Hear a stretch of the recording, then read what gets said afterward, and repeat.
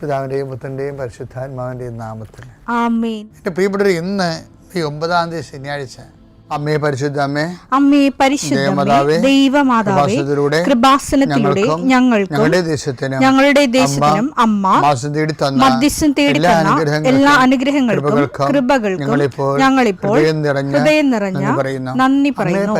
അമ്മേ പരിശുദ്ധമേ, ദൈവമാതാവേ, 2004 ഡിസംബർ 7-ാം തീയതി ഉച്ചകഴിഞ്ഞ് 2:30 കൃപാസനത്തിൽ സംഭവിച്ച അമ്മയുടെ പ്രത്യക്ഷപ്പെടലിനെ കുറിച്ച് തിരുസഭയ്ക്ക് സമർപ്പിച്ചിരിക്കുന്ന പഠനരേഖകളുടെ മേൽ സഭാത്മകമായ പഠനം ആരംഭിക്കുവാൻ ഞങ്ങൾ പ്രാർത്ഥിക്കുന്നു. അമ്മേ പരിശുദ്ധമേ, ഭൂസ്വർലോകങ്ങളുടെ രാജ്ഞിയായ അങ്ങേയ്ക്ക് ഭൗമസംരക്ഷണത്തിനായി പ്രപഞ്ചപ്രകൃതിയെ തന്നെ തിരുസഭ പ്രതിഷ്ഠിക്കുവാൻ ഈ പ്രത്യക്ഷീകരണം വഴി ഇടയാക്കണമേ. പരിശുദ്ധമേ, ജപമാല മാതാവേ, സകല കൃപാസനം പ്രാർത്ഥനയോടും ചേർത്ത് ഞങ്ങളിപ്പോൾ പ്രാർത്ഥിക്കുന്ന ഈ കുടുംബത്തിന്റെ പ്രത്യേക നിയോഗം പറ മക്കളെ.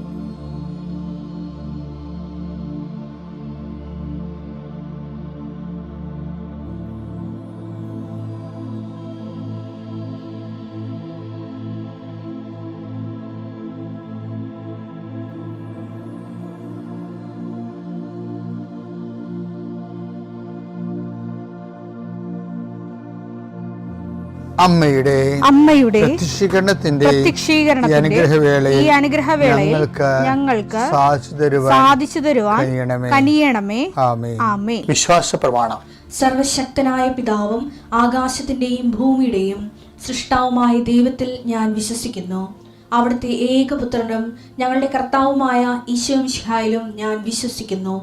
ഈ പുത്രൻ പരിശുദ്ധാത്മാവിനാൽ ഗർഭസ്ഥനായി കന്യകാമറിയത്തിൽ നിന്ന് പിറന്ന് പൊന്തിയോസ് പീലാത്തോസിന്റെ കാലത്ത് പീഡകൾ സഹിച്ച് കുരിശിൽ തറയ്ക്കപ്പെട്ട് മരിച്ച് അടക്കപ്പെട്ട് പാതാളങ്ങളിൽ ഇറങ്ങി മരിച്ചവരുടെ ഇടയിൽ നിന്ന് 3-ാം നാൾ ഉയർത്ത് സ്വർഗത്തിലേക്ക് എഴുന്നള്ളി സർവശക്തിയുള്ള പിതാവായ ദൈവത്തിന്റെ വലതുഭാഗത്തിരിക്കുന്നു.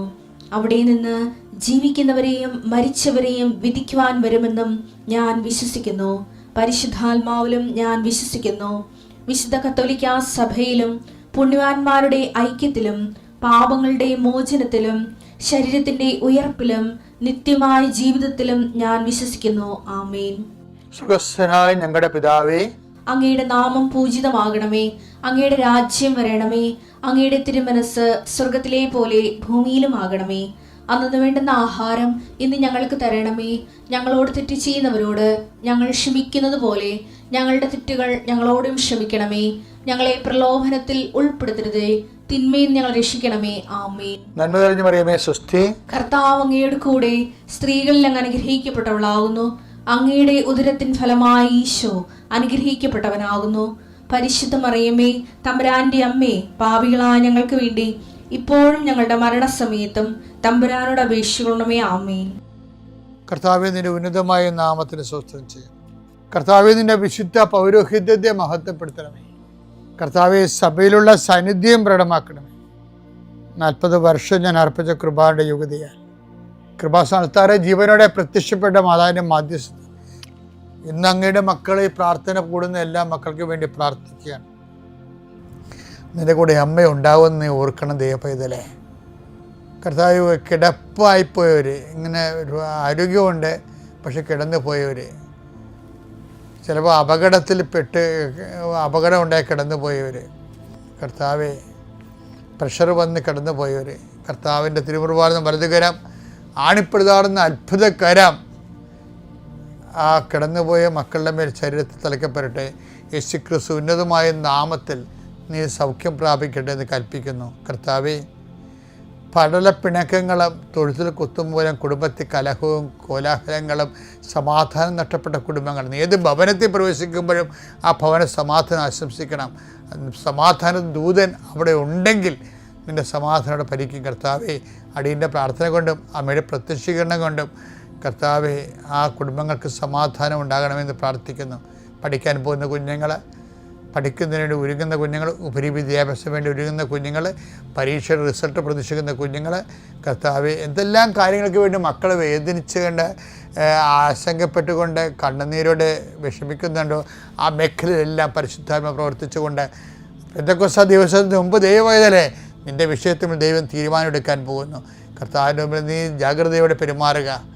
കർത്താവെ, അകലം വിട്ടുപോകുന്നവർ, രാജ്യം വിട്ടുപോകുന്നവർ, വീട് വിട്ടുപോകുന്നവർ, ഞങ്ങൾ കണ്ണുമ്പിൽ മറയുന്നവർ കർത്താവിൻ്റെ കൃപയാൽ നിറക്കപ്പെടട്ടെ എന്ന് പ്രാർത്ഥിക്കുന്നു.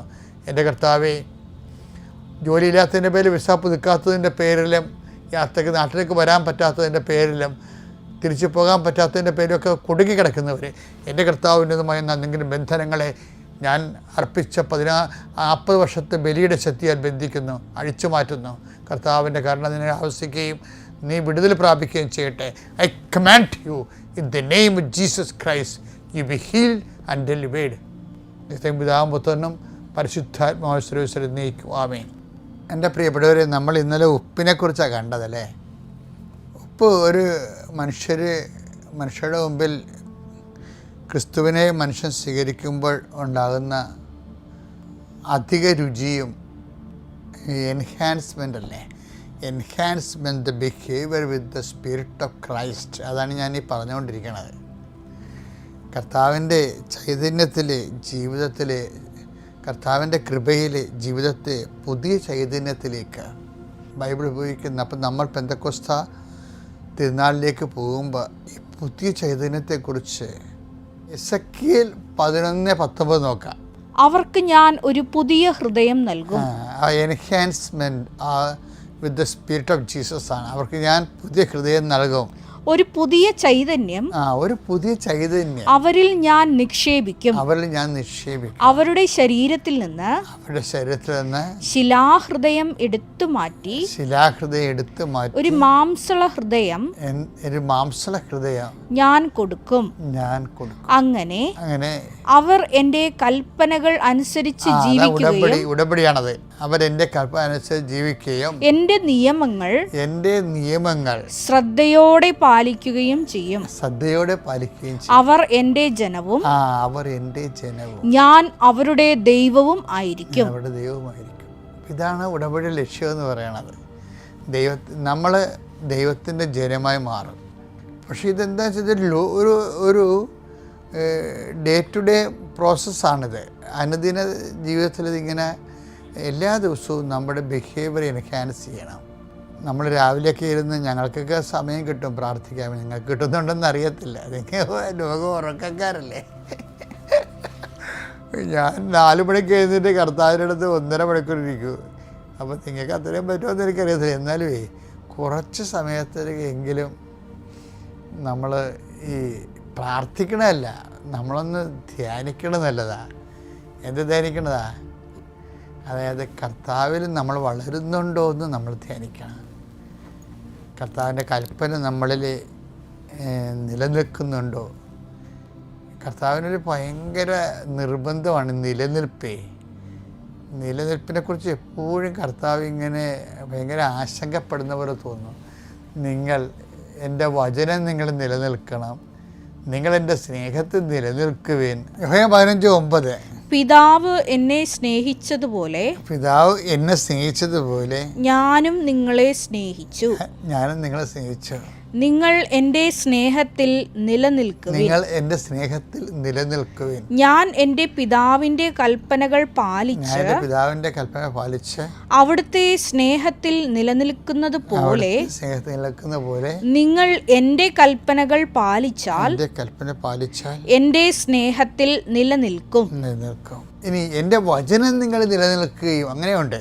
യോഹന്നാൻ 15:7. നിങ്ങൾ എന്നിൽ വസിക്കുകയും എൻ്റെ വാക്കുകൾ നിങ്ങളിൽ നിലനിൽക്കുകയും ചെയ്യുന്നെങ്കിൽ ഇഷ്ടമുള്ളത് ചോദിച്ചു കൊള്ളുക, ഇഷ്ടമുള്ളത് ചോദിച്ചു കൊള്ളുക, നിങ്ങൾക്ക് ലഭിക്കും.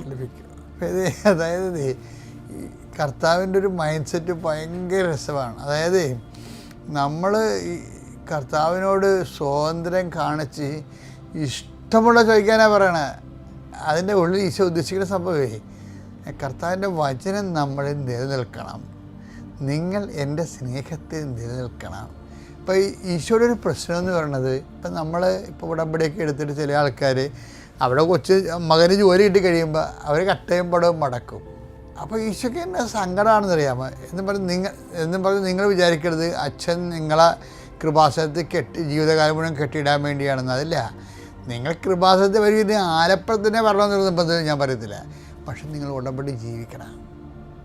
ഉടമ്പടി ജീവിക്കുക എന്ന് വെച്ചാൽ ദൈവത്തിൻ്റെ കൂടെ ജീവിക്കുക എന്നുള്ളതാണ്. ഇതിനൊക്കെ വലിയൊരു ഒരു ആത്മീയ പദ്ധതി ഇന്ന് വരെ സഭയിലില്ല. കാര്യം ബൈബിൾ മൊത്തം ഉടമ്പടി പുസ്തകം എന്നല്ലേ ബൈബിളിനെ വിളിക്കണത്. അപ്പോൾ എപ്പോഴും നമ്മൾ ശ്രദ്ധിക്കേണ്ടത് വെച്ചാൽ ബിഹേവിയർ ചേഞ്ച്. ഇപ്പോൾ കർത്താവിൻ്റെ വചനത്തിൽ നമ്മൾ നിലനിൽക്കുമ്പോൾ നമ്മളിൽ ബിഹേവിയർ ചേഞ്ച് ഉണ്ടാകണം. കർത്താവിൻ്റെ സ്നേഹത്തിൽ നിലനിൽക്കുമ്പോൾ നമ്മളിൽ പെരുമാറ്റത്തിൻ്റെ അകത്ത് ഗുണനിലവാരമായ ഒരു മാറ്റം ഉണ്ടാകണം. ശരിയൊക്കെ പറയുവേ, എനിക്ക് പണ്ട് ഈ ധർമ്മക്കാരെ കാണുമ്പോൾ അറപ്പായിരുന്നു. ഞാനിങ്ങനെ ആൾക്കാരുടെ ഉടുപ്പൊന്നും എടുക്കത്തില്ല. ഇപ്പം ചില കുട്ടികളാകുമ്പോൾ കണ്ടിട്ടില്ലേ, ഇപ്പം ഞങ്ങളൊക്കെ കുഞ്ഞുനാളൊക്കെ പഠിക്കുന്ന സമയത്ത് ചില പിള്ളേർ വീട്ടിൽ നിന്ന് അവർ പറഞ്ഞു വിട്ടിട്ടുണ്ടായിരിക്കും, വേറെ ആരും മുട്ടത്തില്ല. അവരിങ്ങനെ മാറ്റി തള്ളി മാറ്റിയിട്ട് അവരും മാറി നിന്നിട്ട് നടുക്ക് സ്ഥലം ഇടിയിക്കും. ചില അമ്മമാർ മക്കളോട് പറയും, നിങ്ങൾ മറ്റു പിള്ളേരുടെ ഒന്നും പോകരുത്, അവർ ചീത്തയാണ്, അവർ സംസാരിക്കരുത് എന്നൊക്കെ പറഞ്ഞ് വളർത്തും. അതുപോലെ തന്നെ ആയിരിക്കും അത്. എന്ന് വെച്ച് കഴിഞ്ഞാൽ അവർ വളർന്നു കഴിഞ്ഞാൽ ആ നാട്ടുകാരുമായിട്ട് ഒരു ബന്ധം ഉണ്ടാകത്തില്ല. ഈ രാജ്യം വിട്ടു പോകുന്ന ആൾക്കാരില്ലേ, അതിനകത്തൊരു 2% നാട്ടുകാരുമായിട്ട് പണ്ടേ ബന്ധമില്ല അവർക്ക്. കാര്യം എന്ന് വെച്ചാൽ അവരെ വളർത്തിയിരിക്കുന്ന രീതി ബ്രോട്ടപ്പ് അങ്ങനെയാണ്. മറ്റുള്ളവർ അഴുക്കാണ്, കൊള്ളാത്തവരാണ്, സംസാരിക്കാൻ കൊള്ളാത്തവരാണ്, അവിടെ ചീത്ത സ്വഭാവക്കാരാണ്. ഇവരുടെ പ്രിജുഡ്യൂസുകൾ, മുൻവിധികൾ കുട്ടികളെ പറഞ്ഞിട്ട് അവരിങ്ങനെ ഈ അന്തർമുഖരാകും മറ്റുള്ളവരോട് മുമ്പിൽ. അതിങ്ങനെ വളർന്നു കഴിഞ്ഞാലും ആ ഒരു മാനസിക രോഗം നമുക്കുണ്ടാവും. എപ്പോഴും നമ്മൾ ശ്രദ്ധിക്കണം. ആൾക്കാർ നിങ്ങളെ മിണ്ടിലെ കുഴപ്പമില്ല, ചില ആൾക്കാരെ കൊള്ളത്തില്ലെന്ന് പറഞ്ഞ് പഠിപ്പിക്കരുത് ഒരിക്കലും. ഉടമ്പടിയിൽ ചില ആൾക്കാർ പരാജയപ്പെടുന്നത് എന്തുകൊണ്ടാണ്? മറ്റുള്ളവർ കൊള്ളത്തില്ല, അവരോട് സംസാരിക്കാൻ കൊള്ളത്തില്ല, അവർ മോശമാണ് ആൾക്കാരെന്ന് കുഞ്ഞുനാളിലെ മുതൽ പറപ്പിച്ച കാരണം ഇവർക്കൊരു പത്രം വരെ കൊടുക്കാൻ പാടാണ്. അവരെ സഹായിക്കാൻ ഇവർക്ക് പറ്റത്തില്ല. കാര്യം എന്താണ്? ഇവരെ പുറകിൽ നിന്ന് അവരെ പിടിച്ച് വലിക്കും. ആരെയാണ്? ഈ ചത്തുപോയ അമ്മയുടെ ആത്മാവാണ് പിടിച്ചു വലിക്കണത്. കാര്യം അമ്മ ഇങ്ങനെ പറഞ്ഞു കൊടുത്തിരിക്കുകയാണ്, മറ്റുള്ളവർ കൊള്ളത്തില്ല എന്ന്, അയൽവാസി കൊള്ളത്തില്ല, തെക്കോട്ട് ഇപ്പോൾ ചില മരുമക്കൾ കെട്ടി വീട്ടിൽ വരുമ്പോൾ എന്തുകൊണ്ട് മരുമക്കളോട് ഭയങ്കര വഴക്കുണ്ടാകണം. എന്തുകൊണ്ടാണ്? ഈ നടന്ന് എല്ലാവരെയും വെറുപ്പിച്ച് കാണും. അവർക്കങ്ങനെ വെറുക്കാൻ പറ്റിയ ആൾക്കാരൊന്നുമല്ല. ഇപ്പോൾ ഞാനൊരു ഇടവക വികാരിയായിട്ട് ചെല്ലുമ്പോൾ കുറേ അണ്ണന്മാരിങ്ങനെ 2 ദിവസം നമ്മുടെ മേട കയറി ഇറങ്ങും. എന്താ പറയണത്? അച്ഛാ ഞങ്ങളൊക്കെ ഇടയ്ക്കൊക്കെ വന്ന് സഹായിക്കാവേ, അച്ഛൻ എന്തുകൊണ്ട് ഞങ്ങളോട് പറയണം കേട്ടോ. അപ്പോൾ നമ്മൾക്ക് നല്ല തകപ്പെട്ട മനുഷ്യരാണല്ലോ എന്ന്. പിന്നെ ചില ആൾക്കാരൊക്കെ സൂക്ഷിക്കണം കേട്ടോ, അബദ്ധത്തിന് വേണ്ടി ഒരു കാര്യമില്ല. എന്നിട്ട് ഇവർക്ക് വെറുപ്പുള്ളവരുടെയൊക്കെ നമ്മളോടിങ്ങനെ പറഞ്ഞു തരും. നിർഭാഗ്യവശാൽ ചില അച്ഛന്മാരെങ്കിലും ഇവന്മാരുടെ മധുരക്കെണിയിൽ വീണു പോകും. ഇതൊരു ഹണി ട്രാപ്പാണേ. അച്ഛന്മാർ സ്ഥലം മാറി ചെല്ലുമ്പോൾ ആദ്യത്തെ ഈ ഹണി ട്രാപ്പുകാർ ആദ്യത്തെ 5 ദിവസങ്ങളിൽ ഇവർ വന്നുകൊണ്ടിരിക്കും. കാര്യത്തിൽ ഇവർ കോമ്പറ്റീഷനിൽ പരാജയപ്പെട്ടതും ഇവർ പുറന്തള്ളപ്പെടാതിരിക്കാൻ വേണ്ടിയും ഇവരൊരു സിറ്റുവേഷൻ ഉണ്ടാക്കുക. ഇത് തന്നെയാണ് കെട്ടിച്ചെല്ലുന്ന മരുമക്കൊക്കെ ഉണ്ടാകണത്. അമ്മ പറയും അവിടെ പോകരുത്, ഇവിടെ പോകരുത്, അവൾ കൊള്ളത്തില്ല, അവൾ അഴുക്കാണ്, അവൾ വേറെ ഇടത്തിൻ്റെ കൂടെ ജീവിക്കണത്. ആരും അറിഞ്ഞ് കാണത്തില്ലേ. പക്ഷേ ചില മരുമക്കൾ സ്മാർട്ടാണ്. അവർ പറയും അത് നിങ്ങളോട് അങ്ങനെയൊക്കെ പെരുമാറാമായിരിക്കും, എനിക്ക് അങ്ങനെ ഒന്നും പറ്റത്തില്ല, മനുഷ്യരോട് സംസാരിക്കാതിരിക്കാനൊന്നും പറ്റത്തില്ല. അപ്പം നിങ്ങൾ ആൾക്കാരെ ഇടപെട്ട് കഴിയുമ്പോൾ നിങ്ങൾക്ക് മനസ്സിലാവും എന്തൊരു തങ്കപ്പെട്ട മനുഷ്യരാണെന്ന്. മനുഷ്യൻ ബേസിക്കായിട്ട് നല്ല ആൾക്കാരാണേ. നമ്മൾ പെരുമാറുന്ന പോലെ ഇരിക്കും അവർക്ക് നമുക്ക് റെസ്പോൺസ് കിട്ടുന്നത്. ഞാനിപ്പോൾ ഈ രോഗമൊക്കെ വന്നതിന് ശേഷം ഞാനിപ്പോൾ എനിക്ക് ടൈറ്റായി വെച്ചാൽ കിഡ്നിയുടെ രോഗമൊക്കെ വന്നതിന് ശേഷം ഞാൻ ഇത്തിരി ടൈറ്റായി. ഇപ്പോഴാണ് ഞാൻ കുറച്ച് ഡിസിപ്ലിൻ എടുക്കുന്നത്. പണ്ട് ഞാൻ രാവിലെ മുതൽ രാത്രി 9 മണി വരെ ആൾക്കാർ നിന്ന് കാണുമായിരുന്നു. അതിൻ്റെ ഒരു കൃപയാണ് എനിക്കിപ്പോഴും കർത്താവ് തന്നിരിക്കണത്. ഇപ്പം നമുക്ക് സെലക്റ്റീവ് ആയിപ്പോയില്ലേ. സെലക്റ്റീവ് എന്നല്ല, ഇപ്പം എന്താ നമ്മൾ ചെയ്യണത്, ഏറ്റവും ഇന്നാണ് ഉടമ്പെടുക്കണമെങ്കിൽ ഇന്നച്ഛൻ കാണും ആൾക്കാരാണ്. പക്ഷേ മോസ്റ്റ് സീരിയസ് വിഷയമായിരിക്കണം, രേഖ ഉണ്ടായിരിക്കണം. അത് ന്യായമായ ഒരു കാര്യമാണ്. അപ്പം ആരും കാണാതിരിക്കത്തില്ല ഒരിക്കലും. ഞാൻ പറഞ്ഞു ഇങ്ങനെയൊക്കെ ആരെക്കൊണ്ടും മുൻവിധി എടുത്ത് റിസർവ്ഡ് ആകരുത്. മുൻവിധിയോടുകൂടി ജനമെല്ലാം ബേസിക്കായിട്ട് നല്ലവരാണ്. എല്ലാവരും നമ്മൾ പെരുമാറുന്ന പോലെ ഇരിക്കും. അപ്പം അതുകൊണ്ട് നിങ്ങളിൽ ഉപ്പുണ്ടായിരിക്കട്ടെ എന്ന് ഈശോ പറഞ്ഞില്ലേ. ഉടമ്പടി എന്ന് പറഞ്ഞാൽ എൻഹാൻസ്മെൻറ്റ് ബിഹേവിയറാണ്. എല്ലാവരുമായിട്ട് പുതിയ റിലേഷൻസ് ഉണ്ടാകുക, പുതിയ ആൾക്കാരുമായിട്ട് നന്മ തിന്മ വരുമ്പോൾ നമുക്കറിയാൻ പറ്റുമല്ലോ. അപ്പോൾ നമ്മൾ അറിയാൻ മതിയല്ലോ അല്ലേ. ഒരു ഓലമടൽ മുകളിൽ നിന്ന് വരണ മുമ്പ് ഒരു സ്വരം കേൾക്കുമല്ല, അപ്പോൾ നമ്മൾ മാറും, അത്രയേ ഉള്ളൂ. അതുപോലെ തിന്മ ആരെങ്കിലും വരുമ്പോൾ നമുക്കറിയാൻ പറ്റുമല്ലോ. അല്ലാതെ തോലമടൽ വരണേന്ന് പറഞ്ഞുകൊണ്ട് എപ്പോഴും തലയിൽ ഇങ്ങനെ കൈയും പൊത്തി നടക്കേണ്ട കാര്യമില്ലല്ലോ. അപ്പോൾ ആവശ്യമില്ലാതെ പേടിക്കാതിരിക്കുക. ക്രിസ്തു നമ്മുടെ കൂടെയുണ്ട്. Praise the Lord.